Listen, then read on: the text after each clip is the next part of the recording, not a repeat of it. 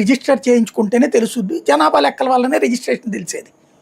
కానీ గత 30-35 ఏళ్ల నుంచి కూడా మనం హాస్పిటల్లోనే కాన్పులు అవుతున్నాయి. Either government hospital, private hospital, nursing. వాళ్ళకు ఒక మ్యాండేటరీ ఇచ్చేశారు 40 ఏళ్ల క్రితం. ప్రతి ఒక్కళ్ళు కూడా మున్సిపాలిటీలో కానీ పంచాయతీలో కానీ వాళ్ళ పరిధిలో ఎక్కడైతే ఉంటే కార్పొరేషన్ అయితే కార్పొరేషన్కి ఎప్పటికప్పుడు అప్డేట్ చేసేయాలి. వాళ్ళ హాస్పిటల్లో ఎవరు వచ్చారు కాన్పుకి, అది పెళ్లి కాని తెల్లైనా పెళ్ళైన తెల్లైనా ఎవరైనా సరే రిజిస్టర్ చేయాల్సింది, తల్లి తండ్రి సంరక్షకుడు పేరుతో ఖచ్చితంగా.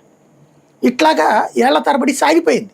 ఇప్పుడు ఆ లెక్కలు చూసుకున్నప్పుడు అది కాకుండా ఉన్నోళ్ళు ఎవరు లేరు. ఏది రిజిస్టర్ కానటువంటి వాళ్ళు పిల్లలు పేర్లు దాంట్లో నేమ్ ఇంక్లూడ్ చేసుకోవడం ఇట్లాంటివి మర్చిపోయి ఉండొచ్చు. బట్ ఎంతమంది పిల్లలు ఉన్నారు, ఎంతమంది తల్లిదండ్రులు ఉన్నారు అంటే లెక్క తెలుసు మనకి. ఆధార్లు కూడా ఉన్నాయి కదా మన దగ్గర. ఇప్పుడు కొత్తగా పుట్టిన వాళ్ళు కూడా ఆధార్లు ఇచ్చేస్తున్నారు కదా. ఈ ఆధారు ప్లేన్ కొత్తగా పుట్టి ఈ లెక్క తీసేస్తే డేటా వచ్చేస్తుంది. ఇక్కడ ఎంతమంది అన్న డేటా ఉంది ఆల్రెడీ మన దగ్గర.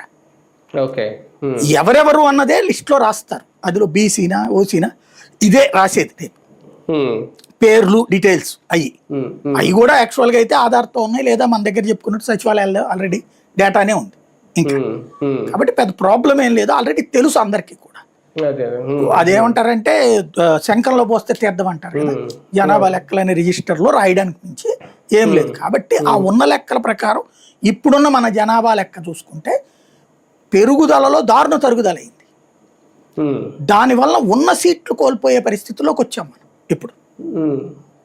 అది చెప్తున్న లెక్క. దాని ప్రకారం అయితే కనుక నియోజకవర్గాల పునర్విభజన జరిగినప్పుడు ఇప్పుడు అమరావతి ఏర్పాటు ఏంటి ఇవన్నీ ఉంది.